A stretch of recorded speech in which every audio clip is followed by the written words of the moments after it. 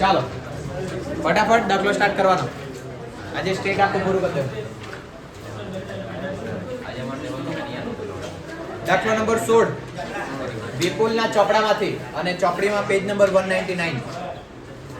ઓય જયદીપ દાખલો કાઢની ફટાફટ. વિપુલ કાઢી બધા આ પાછળથી પાછળનું કા ગયો ચોરાઈ ગયું. ચાલો વિપુલના ચોપડામાંથી તારીખ 31/3/15 ના રોજ નીચે મુજબની બાકીઓ લેવામાં આવી છે.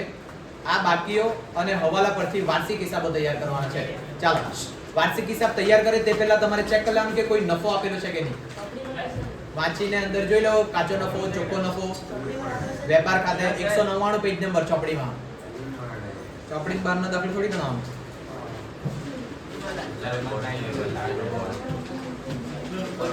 કાઢો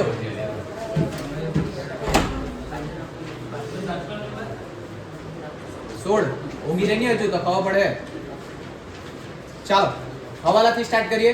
હવાલો નંબર 1 વર્ષના અંતે માલનો સ્ટોક 1,50,000 છે, જે પૈકી 50% માલની બજાર કિંમત 80,000 છે અને 50% માલની બજાર કિંમત 70,000 છે. તો આખો સ્ટોક આપ્યું છે. આખા સ્ટોકની ગણતરી કરીએ અહીંયા. કાલથી તો 1 મિનિટ બી મોડી થઈ ને તો જાનથી માથે આવે. ચાલો આખા સ્ટોકની ગણતરી કરવા કીધેલું છે. જો વર્ષના અંતે માલનો સ્ટોક કેટલાનો છે 1,50,000. પછી એના ભાગ પાડી, જે પૈકી 50% માલની બજાર કિંમત 80,000 છે. આના 50% કર 75,000 અને આ જે 75,000 માલની કિંમત છે તેની બજાર કિંમત કેટલી છે 80,000. જોજો આ 75,000 એની કઈ કિંમત ચોપડે કિંમત અને 80,000 શું છે એની બજાર કિંમત.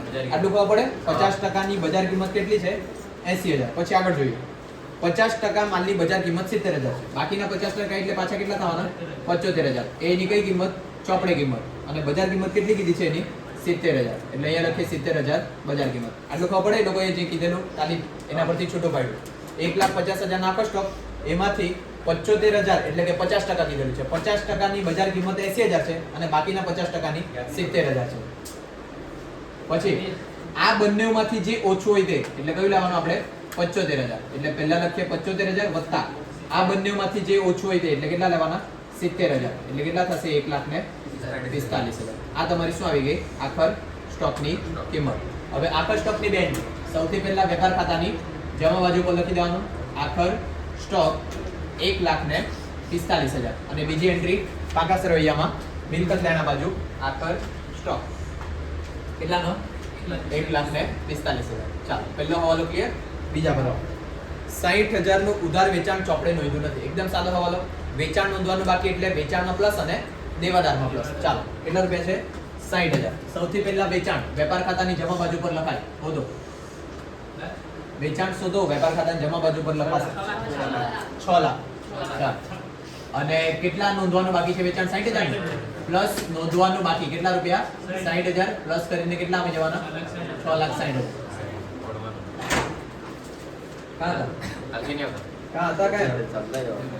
ચાલતા આવ્યો તું પણ ટ્રેન આવી ગઈ. મને લાગે છે તું ચાલતા આવી શકે. આવું યાર તમને એક બે ત્રણ તું રવાની કાર્ય ચાલતા તો પતલો થઈ જાતે એમ કે લે. વાત તો એની ખોટી થોડી છે વાત. અજય પેલા નામ હું પ્રિયમ ટ્રેન વચ્ચે ઉભરી ગયેલી. સાચું આવું રહી ને કોણ હતો એકાદમાં હે આજુબાજુ કોઈ બી હોય ને તેના પરથી ફોટો પડાવવાનો. મારો નંબર બધા મટીરીયલમાં છે. મને એક મેસેજ કરી દેજો આવું છે બધી છે. મેં વિશ્વાસ નહીં કરા તમારો અને અને મટીરીયલ નહીં હોય ને આજે બેહો અને નંબર મોડે કરો મારો. ચાલો નહીં ફોન્ડી લાવવાનું બાજુવાળાને ફોન્ડી લાવવાનું. આ મારા સર અમારા પર વિશ્વાસ નહીં કરે. ફોટો પાડવા લેવો અને સરને મોકલી આપો ખાલી બસ. કઈ વાંધો નહીં કેવા લેવાનું. ચાલો વટભર તમને ખબર પડે રહેવા જોઈએ ખાલી. પહેલી વસ્તુ વેચાણ નોંધવાનું બાકી એટલે વેચાણમાં પ્લસ કર્યું અને બીજું ક્યાં પ્લસ કરવાનું તમારે દેવાદારમાં. દેવાદાર શોધો 1,40,000. એમાં પ્લસ કરો નોંધવાનું બાકી વેચાણ કેટલા રૂપિયા 60,000. એટલે કેટલા થઈ જશે ટોટલ 2 લાખ. ચાલો આગળ વેચાણ પૈતું પછી ત્રીજો હવાલો ફર્નિચર પર વાર્ષિક 20% લેખે ઘસારો. ફર્નિચર હોતો તો બે ફર્નિચર દેખાતું છે દેખાય બધાને. ફર્નિચર 1,60,000 એની નીચે 40,000 પડ્યું જવા બાકીમાં. ચાલો ફર્નિચર એટલે મિલકત કાના બાજુ લખીએ પહેલા કેટલા રૂપિયાનું છે શરૂઆતમાં 1,60,000. એમાં પ્લસ કરીએ વધારો. કઈ તારીખે વધારો થયો 1/10/14 કેટલાનો 40,000. ટોટલ મારશો એટલે કેટલા થવાના 2 લાખ. ચાલો એનો ઘસારો આપણે સાઈડ પર ગણતા છે. બરાબર ફર્નિચર નો ઘસારો કેટલા ટકા કીધો છે કેટલા 20%. ચાલો વોટ કરજો જાવ. સૌથી પહેલા એ લોકો એમ કીધેલું છે જે પહેલું ફર્નિચર છે તે 1/4/14 નું એટલે કે શરૂઆતનું છે અને બીજું જે ખરીદેલ છે તે ક્યારે ખરીદેલું 1/10/14 એટલે અધવચ્ચે ખરીદેલ છે. તો બંનેનો અલગ અલગ ઘસારો કાઢવાનો. એટલે પહેલા અહીંયા નંબર 1 આપીએ શરૂના ફર્નિચર પર. શરૂનું ફર્નિચર કેટલું છે 1,60,000 એના 20% 32,000 બરાબર.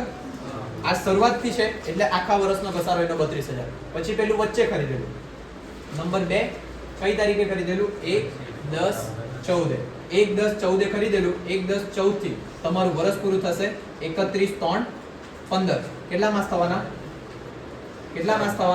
6 માસ. તાલીમ આ બધા નખરા બંધ કરજે તાર હા ને. ચાલો હવે 6 માસ હું લઈ ગયો.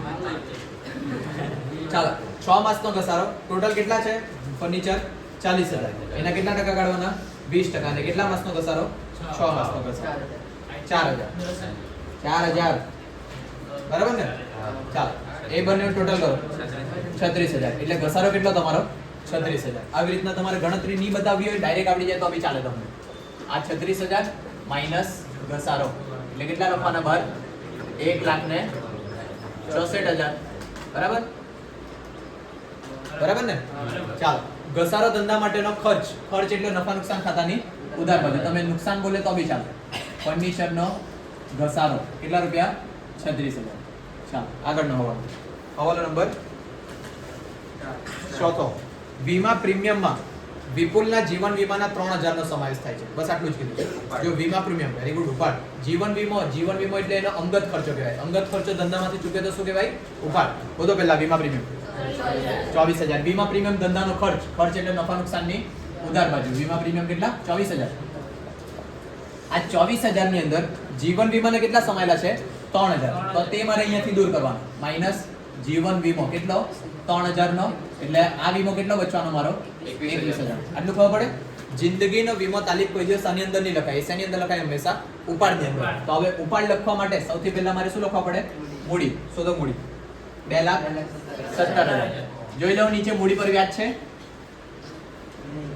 હા છઠ્ઠો નંબર મૂડી પર 10% વ્યાજ ગણો અને એટલે અહીંયા મેં જગ્યા રાખું પ્લસ મૂડી પર વ્યાજ. પછી આગળ વધીએ માઈનસ શું કરી દેમ ઉપાડ. શોધો ઉપાડ 36,000. ચાલો હવે આ જે જીવન વીમાનો ઉપાડ કર્યો છે તે બી તમારા આ ઉપાડની અંદર પ્લસ થશે. પ્લસ જીવન વીમો કેટલો 3,000 નો એટલે આ કેટલા થઈ જવાના 39. ઉપાડ પર વ્યાજ છે નથી. ચાલો એટલે અહીંયા સુધી સ્ટોપ થાય. આ હવાલો એક વખત પાછો સમજી લો. જો તમારા ધંધામાંથી જિંદગીનો વીમો ચૂકવે તો એ ધંધાનો ખર્ચો નથી. આ વીમા પ્રીમિયમની અંદર ખાલી ધંધાના ખર્ચા જ લખાય. એ શું કહેવાય તમારો જીવન વીમો ચૂકવે તો ઉપાડ. એટલે ઉપાડની જગ્યા તમે વીમામાં લખેલું હતું તો વીમામાંથી મેં દૂર કર્યું અને ઉપાડમાં પાછું પ્લસ કર્યું. આ તમારા હવાલાની એન્ટ્રી બરાબર. ચાલ આગળ હવાલા નંબર 5. તેજ વાત કરવાનું તારું બંધ કરી દેવું.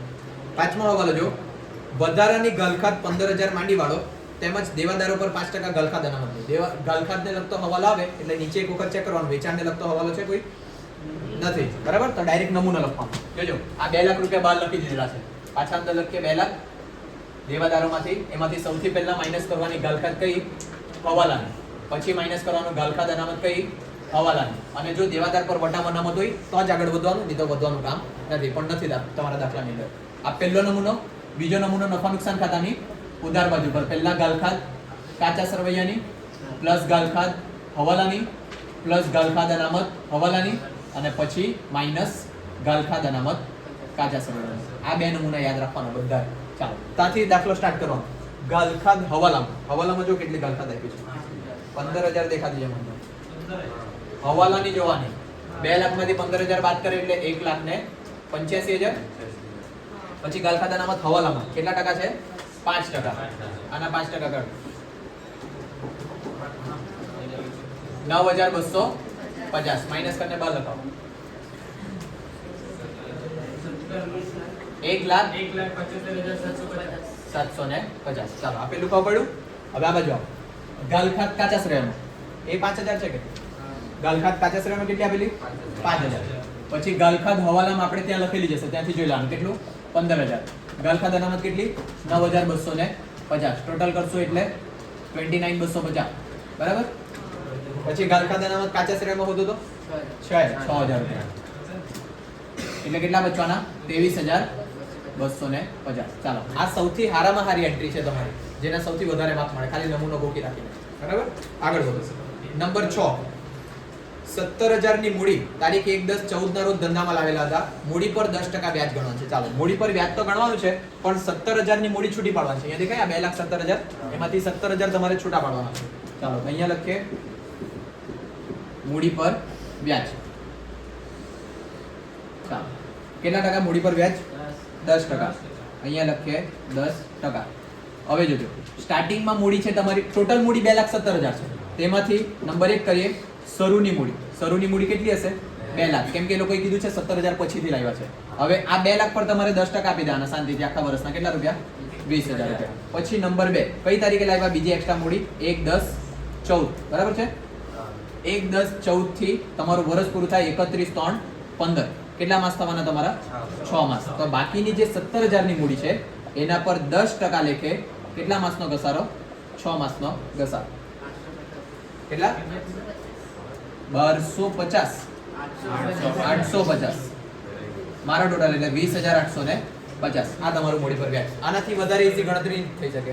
ક્લિયર આટલું બધાને 8 આ 20,850 લખીએ અહીંયા મૂડી પર વ્યાજમાં 20,850 પ્લસ કરો 2,37,850 બરાબર. અને હવે એમાંથી આ ઉપાડ માઈનસ કરો 1,98,850 બરાબર છે આટલું. ચાલો આગળ વધીએ. મૂડી પર વ્યાજ પૈતું. પછી નંબર 7 10,000 ની ખરીદીનું ભરતીયું લેણદારો પાસેથી મળ્યું હતું જે શરત ચોકથી લખવાનું રહી ગયું. ચાલો આ શું થયું તે કન્ડિશન સમજો. કોઈક લેણદાર હશે એ લેણદાર પરથી તમને ખરીદીનું ભરતીયું એટલે બિલ મળ્યું પણ તે કદાચ ગલ્લામાં પડી રહેલો હશે કે કોઈ બી કારણથી તમે લખવાનું ભૂલી ગયા. હવે લખવાનું ભૂલી ગયા તો તમારે લખવાનું એટલે શું છે ખરીદી. નહીં નોંધેલ ખરીદીની 2 એન્ટ્રી પહેલું ખરીદીમાં પ્લસ ને બીજું લેણદારમાં પ્લસ એટલે સાદી ખરીદી છે ખાલી વાક્ય રચના બદલી છે તમારી બરાબર. અહીંયા એક લીટી શરૂઆતના સ્ટોક માટે છોડીને પછી લખો ખરીદી 3 લાખ પ્લસ કરીએ નોંધવાની બાકી કેટલા રૂપિયા નોંધવાની બાકી હવાલામાં 10,000 પ્લસ કરીને કેટલા થવાના 3 લાખ ને 10,000. આપેલી એન્ટ્રી. બીજી એન્ટ્રી લેણદારોમાં પ્લસ લેણદારો મૂડી દેવા બાજુ બધું લેણદારો 60,000 પ્લસ કરો નોંધવાની બાકી ખરીદી 10,000 એટલે કેટલા થવાના 70,000. ચાલો આગળ વધીએ. હવાલો નંબર કે પૂરા થઈ ગયા. હવે ઉપર જોઈએ. ઉપરથી જે બાકી તે લખાવાનું. મૂડી ઉપાડ ખરીદી વેચાણ આવી ગયું. વેચાણ માલ પરત અહીંયા વેચાણમાંથી માઈનસ કરીએ. વેચાણ પરત કેટલા રૂપિયા 5,000 બાદ કરીને કેટલા આવવાના 6,55,000 ને. ચાલો ખરીદ પરત અહીંયા ખરીદીમાંથી માઈનસ કરીએ કેટલા રૂપિયા 4,000 એટલે 3 લાખ ને 6,000. કોણ બોલ કર્યા કરે વચ્ચે. ચાલો શરૂઆતનો સ્ટોક વેપાર ખાતાની ઉધાર બાજુ પહેલી લીટીમાં શરૂઆતનો સ્ટોક કેટલા રૂપિયા 10,000.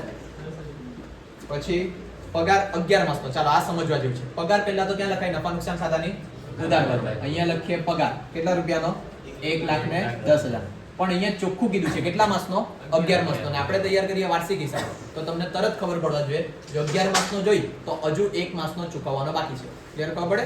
એટલે અહીંયા ચૂકવવાનો બાકી એટલે શું કરવાનું પ્લસ ચૂકવવાનો બાકી. હવે આ જે છે 1,10,000 તે કેટલા માસનો છે 11. આપણને કેટલા માસનો જોઈએ 1. અત્યાર માટે 1 માસનો જોઈએ. 1,10,000 ભાગ્યા કેટલા કરવાના 11 તો તમને 1 માસનો પગાર મળે. 1 માસનો એટલે કેટલો થવાનો તે જોઈ લો તો 10,000 એટલે 10,000 ચૂકવવાના બાકી પ્લસ કરીને કેટલા થઈ જશે 1,20,000. આ ખબર પડે. પાછું જોજો અહીંયા પગાર જે આપ્યો છે 1,10,000 તે કેટલા મહિનાનો છે 11 મહિનાનો. ભાગ્યા 11 કરો તો મને 1 મહિનાનો મળે. એ બંને ટોટલ કરો તો 12 મહિનાના મળી ગયા. હવે આ આંતરિક હવાલાની બીજી એન્ટ્રી ચૂકવવાનું બાકી એટલે ધંધા માટે દેવું હોય તો મૂડી દેવા બાજુ ચૂકવવાનો બાકી પગાર. કેટલા રૂપિયા ચૂકવવાનો બાકી? 10,000. ચાલો આગળ. હવાલો નંબર નહીં, હવાલો continue. 10% bank loan. Bank loan ક્યાં લખાય? મૂડી દેવા બાજુ. એટલે અહીંયા લખીએ 10% બેંક લોન. કેટલા રૂપિયા? 1 લાખ. ભાઈ તું કે ખાસીદાર. ચાલો આ 10% બેંક લોન છે, એની જ નીચે કઈ બીજું આવ્યું છે. 10% બેંક લોન નું વ્યાજ. વ્યાજ એટલે ખર્ચ. નફા નુકસાન ખાતાની ઉધાર બાજુ. અહીંયા લખીએ લોન નું વ્યાજ. અહીંયા સમજજો કેટલા રૂપિયા છે લોન નું વ્યાજ? 5,000. હવે આપણે આપણી લોન જોઈએ. કેટલાની લોન છે? 10%ની. આ 1 લાખ ના 10% કાઢો તો કેટલી લોન થવા જોઈએ? વ્યાજ કેટલું થવા જોઈએ? 10,000. આપ્યું કેટલું છે? 2,000. હજુ 5,000. હજુ 5,000 આપવાના બાકી. પાછો એક વખત જો લોન પર વ્યાજ છે 5,000. લોન તમારી 10%ની. 1 લાખ ના 10% કાઢે એટલે 10,000 વ્યાજ ચૂકવવાનું છે. એટલે મારે અહીંયા કેટલા લખવા જોઈએ? 10,000. પણ ચૂકવેલા કેટલા છે? મેં ખાલી 5,000. તો બાકીના 5,000 શું છે? ચૂકવવાના બાકી. એટલે અહીંયા લખીએ ચૂકવવાનું બાકી વ્યાજ. કાઉન્સમાં લખી આપતો છે ગણતરી માટે. 1 લાખના કેટલા ટકા કાઢ્યા છે તમે? 10%. અને હા ચાલો ચૂકવવાનું બાકી એટલે ધંધા માટે દેવું. દેવું હોય તો મૂડી દેવા બાજુ લખીએ ચૂકવવાનું બાકી લોન વ્યાજ. કેટલા રૂપિયા? 5,000. ચાલો આગળ વધીએ. લેણી ઊંડી. લેણી ઊંડી એટલે મિલકત દેના બાજુ. અહીંયા લખીએ લેણી ઊંડી. કેટલા રૂપિયા? 6,000. હવે એક હજુ વસ્તુ સમજો. અહીંયા તમારા માટે એવું ઓપ્શન નહીં મળે કે આ ઉધાર બાજુ છે તો ઉધાર બાજુ લખો. આ ઉપર જો શું આપ્યું છે? ખાતાનું નામ. એટલે આમાં ઉધાર જમા કઈ નથી આપેલું, ડાયરેક્ટ આપ્યું છે બધું. તો તમારે વિચારવા પડે. આવો દાખલો પૂછાય તો વધુ મગજમારી. દેવી ઊંડી. દેવી ઊંડી ક્યાં લખાય? મૂડી દેવા બાજુ. એટલે અહીંયા લખીએ દેવી ઊંડી. કેટલા રૂપિયા? 5,000. પછી 12% ડિબેન્ચરમાં રોકાણ. કોઈ બી રોકાણ હોય કઈ બાજુ લખાય? મિલકત દેણા બાજુ. 12% ડિબેન્ચરમાં રોકાણ. કેટલા રૂપિયા રોકાણ છે? 1 લાખ. ચાલો એમાં બી પાછું નીચે આવ્યું છે 12% ડિબેન્ચરનું વ્યાજ. રોકાણ કરે તો આવક મળે. એટલે અહીંયા લખીએ રોકાણ પર વ્યાજ 6,000. પણ અહીંયા વસ્તુ પાછી સમજવાની. તમે રોકાણ કેટલાનું કર્યું? 1 લાખનું. 1 લાખના 12% એટલે કેટલા મળવા જોઈએ? 12,000. મળ્યા કેટલા? 6,000. હજુ બીજા 6,000 મળવાના બાકી. એટલે અહીંયા લખીએ 12,000. અહીંયા લખીએ 6 પ્લસ મળવાના બાકી 6,000 વ્યાજ. કાઉન્સમાં વ્યાજ બતાવવું હોય તો 1 લાખના કેટલા ટકા કાઢ્યા છે? 12%. અને તે પૈસા લખ્યા છે અહીંયા. ચાલો મળવાનું બાકી એટલે લેણું. લેણું હોય તો મિલકત દેણા બાજુ. મળવાનું બાકી રોકાણ વ્યાજ. કેટલા રૂપિયા? 6,000.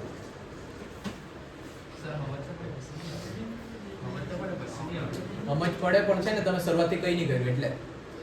હા ને જો સ્ટાર્ટિંગ થી જ આવું જોતા આવેલા હતા ને તો અત્યારે હેલ્લું લાગતું. દર વર્ષે હેલ્લું લાગવા જ લાગે.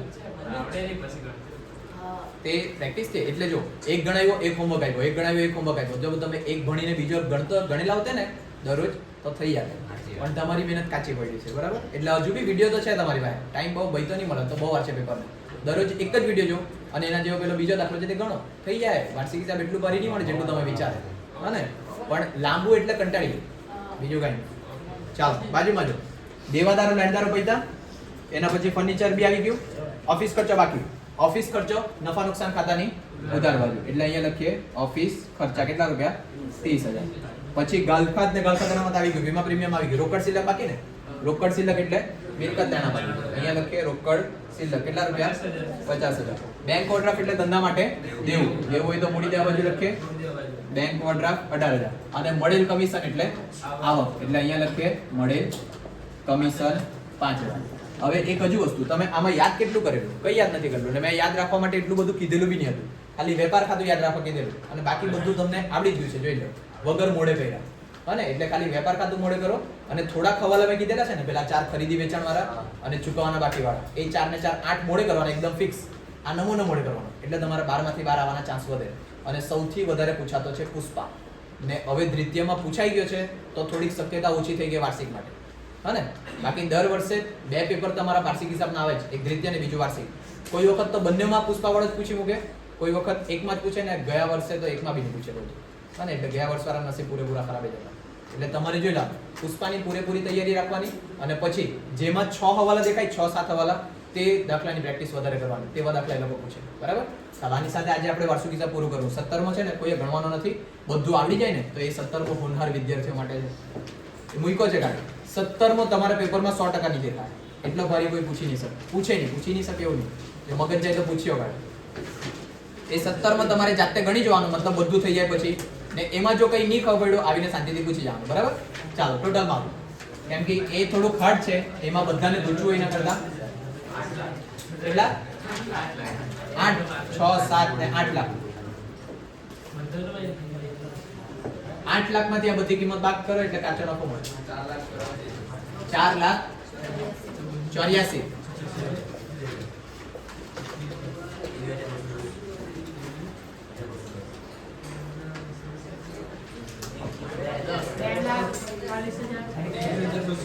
ટોટલ મારો ને પેલા 2,40,210 આ ઉધાર બાજુ ટોટલ છે, પેલે જમા બાજુ મારો ફટાફટ જમા બાજુ ટોટલ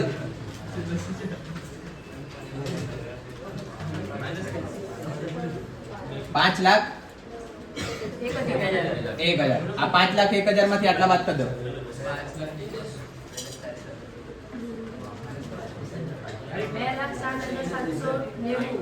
2,60,790. ચાલો અહીંયા પ્લસ કરીએ, ચોખ્ખો નફો 2,60,790 પ્લસ કરો.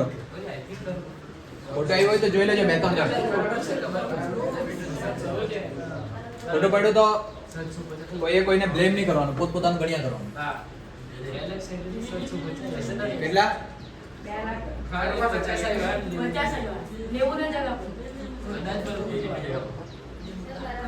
બરાબર છે?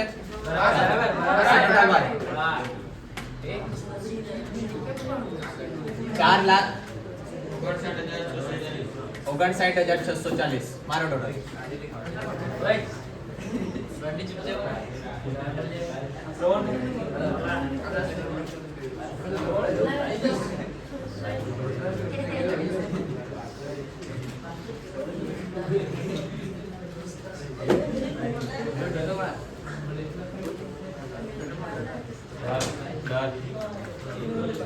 ચોસઠ સેટ 640.